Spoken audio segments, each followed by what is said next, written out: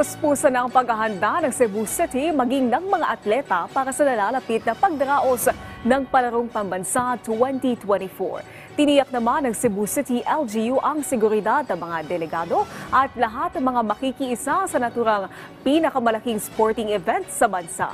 Si Jessie Atienza ng PTV Cebu sa sentro ng balita. Pabago-bago man ang panahon, hindi ito hadlang para sa tuloy-tuloy na ensayo ng mga swimmers sa Olympic size pool. Lalo't ilang araw na lang at magsisimula na ang kompetisyon na kanilang matagal nang pinaghahandaan.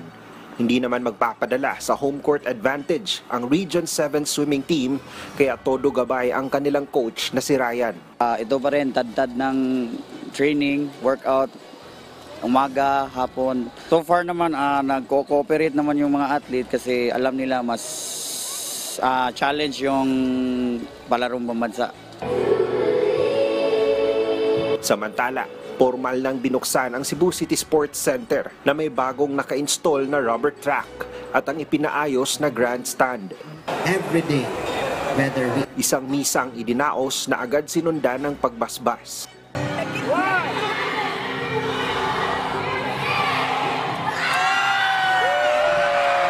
At ang ribbon cutting na pinangunahan ni Cebu City Acting Mayor Raymond Alvin Garcia at ng mga opisyal ng LGU ng lungsod. Sa kanyang talumpati, binigyang diin ni Garcia ang mas malalim na kahulugan ng pagdaraos ng Palarong Pambansa.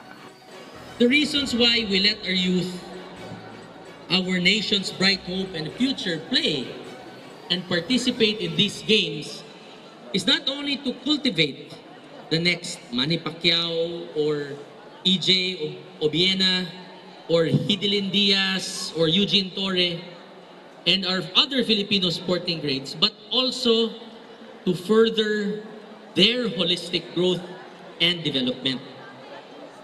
It gives them a chance to learn lessons beyond the classroom. Sa ngayon, tuloy-tuloy pa rin ang pagtatrabaho at pag-aayos sa ilang bahagi ng Cebu City Sports Center.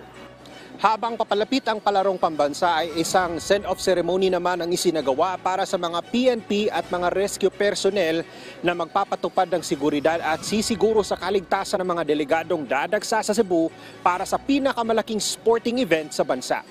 Mula sa PTV Cebu, Jessie Atienza para sa Pambansang TV sa Bagong Pilipinas.